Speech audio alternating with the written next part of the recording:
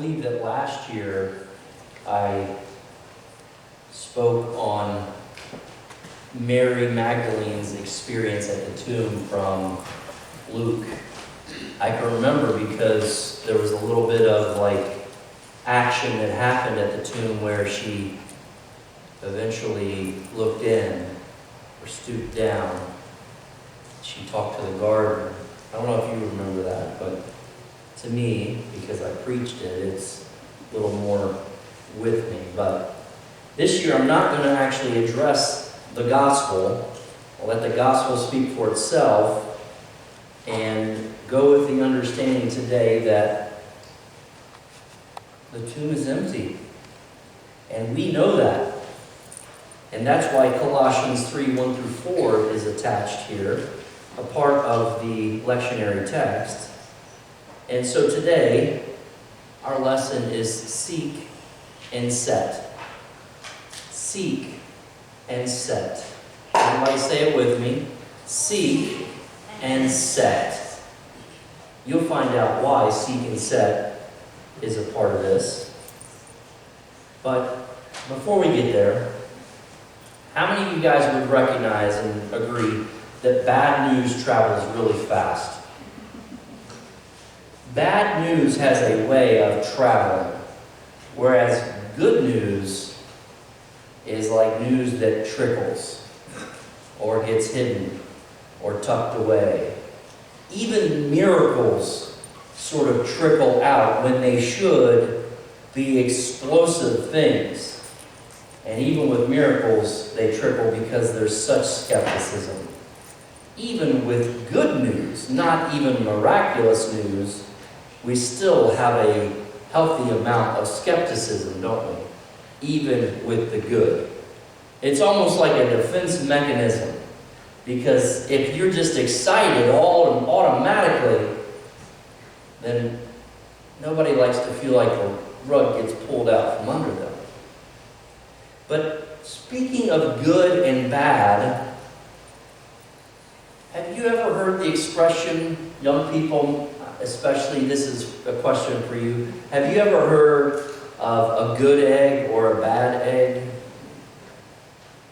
When you're a bad egg, news about you travels fast.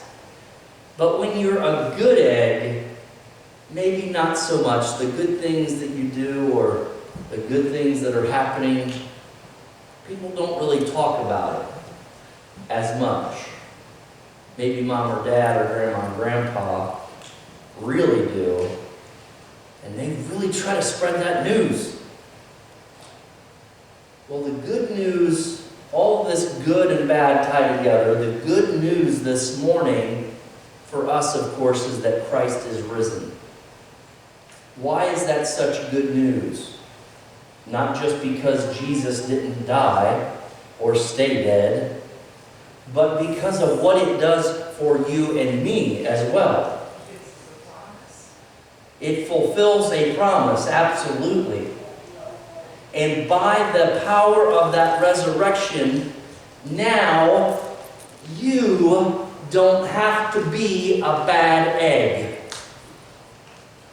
You don't have to be stuck in your badness and dealing constantly with just those bad things. Because Christ, in his resurrection power, now can bring us along.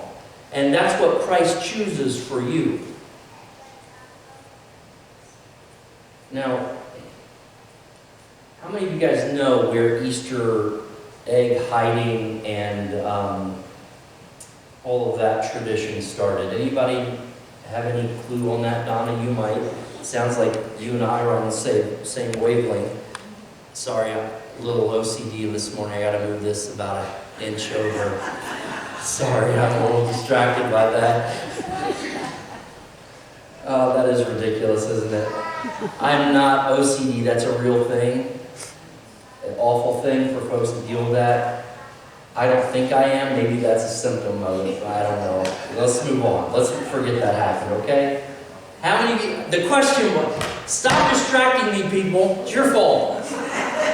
How many of you know where Easter started and how Easter egg hiding started? Anybody remember any of that? Well, what we call pagan, which is not a Christian, it's basically a non-Christian thing, right? So, it probably started as a pagan holiday, and it apparently represented, well, they would decorate them, if I can get it out. They would decorate them and then gift them, and it was celebrated around the equinox, spring equinox, as a celebration of new life. And if you think about what the egg is, I mean, you have life that springs from the egg. It kind of goes together. And so that's where the eggs thing came from. And then we think in Germany, and somewhere in like the 1700s, leave it to Germany, all these fun traditions in German, these crazy, yeah, they would hide the eggs. That's not true. There's a lot of crazy traditions everywhere, right? They would hide the eggs and let the kids find them, and then eventually it came over as a lot of Germans immigrated in the 1800s. So kind of a metamorphosis, if you will. But Christians sort of piggyback off of every pagan holiday. Everything that, was a celebration, Christians have found a way to sort of turn it into a holy day. And I don't think there's anything wrong with that. So now, like last week we had Easter egg, kids were going crazy out here, punching each other, trying to get to eggs in the Easter egg hunt. There was blood. No, none of that, of course. But they had a great time out here. That didn't happen with the kids. That was just Jeff and Craig. But, I hear that they had a great time. I didn't make it out in time. They were so anxious. But, they look for these eggs. Now we celebrate the egg as an empty tomb. That's the adaptation, I guess, if you will. That is an empty tomb. And last year, Bruce got a hold of that idea. He'd heard about how that represented the empty tomb, the egg, the empty egg. And so, have you guys heard about these awesome Easter egg hunts that Bruce and Roxanne do? I think I've told you about them. But all the adult children, and this is by invitation only, so don't get any ideas. You can't just show up for this. And I'm invited. But he and Roxanne, they put money in these eggs. And you could walk away, I think last year, I think maybe, do you remember, Rachel, how much I had? Yeah, I don't know if it was that I don't know if it was that much, but I had a really good haul. No, that was a couple of years ago. So here's the lie I'm going to tell you. Last year, Bruce found out about the empty egg being a representation of Christ. And we all showed up with the expectation of hundreds of dollars, and he had hidden only empty eggs in the yard. And so we didn't even eat the dinner. We were so mad we just left. That's all a lie. That never happened. That's not true. But that's something I would do. That's why I would think of such an evil thing, right? But the empty egg, if that's a representation of the empty tomb, then I want to empty myself as well. Now, Colossians 3:1-4, you read it and you've already forgotten it, right? It just happens so easily. As Jenny read it, it just as quickly as it comes, it can go. I'm going to read it for you again. And I want you to listen for two words: seek and set. Could you say that with me? Seek and set. So if you have been raised with Christ, seek the things that are above. Seek things that are where? Above. Where Christ is, seated at the right hand of God. Set your mind on things that are above. Where? Above. Not on things that are on earth. For you have died, and your life is hidden with Christ in God. When Christ, who is your life, is revealed, When Christ, who is your life, is revealed, then you will also be revealed with him in glory. Seek and set both on things that are above. Seek things that are above. Set your mind on things that are above. Now this week you might consider meditating on that. Take some time to consider what that means for humanity, for yourself. I could tell you what it means for me, but it may not mean the same thing for you. To seek things that are above, for me, means that I'm not pursuing just earthly pleasures, but I'm pursuing in life something that brings lasting joy, not just to me or others, but to God. And I'm looking in places where I know there is wisdom that's above just what's here. I look to the Word. And when I set my mind on things above, that means there must be something about my mind or the discipline that goes with it that is important. So when I ask you if you are a good egg or a bad egg, I hope today that you know that you are a good egg because Christ has done a work in you. How does that happen?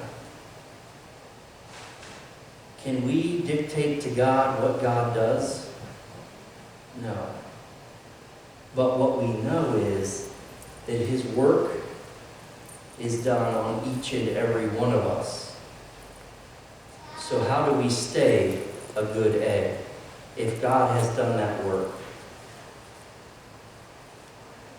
There's this interesting part of this that is kind of confusing in a way, right?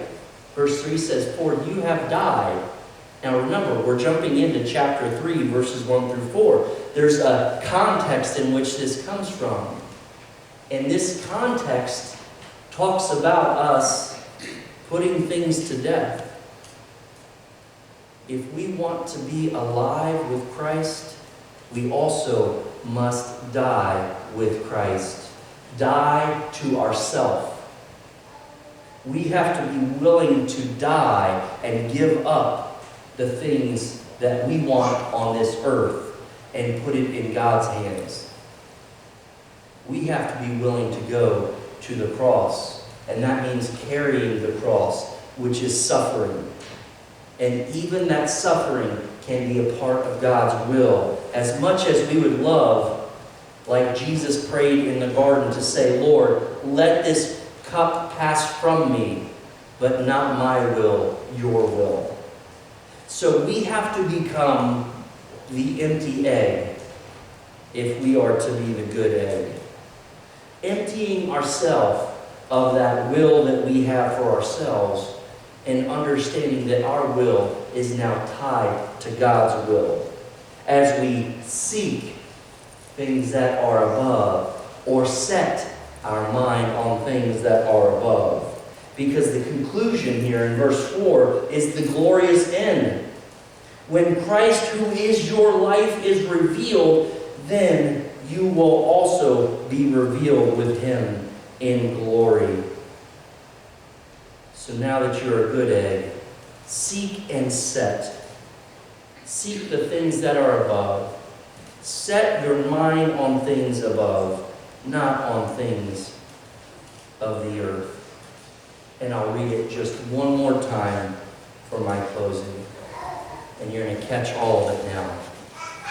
"So if you have been raised with Christ," because you died with Christ, "seek the things that are above, where Christ is, seated at the right hand of God. Set your mind on things that are above, not on the things of the earth. For you have died, and your life is hidden with Christ in God. When Christ, who is your life, is revealed, then you will also be revealed with him in glory. That news may not travel so fast. It may trickle, but news travels, even the good. Amen.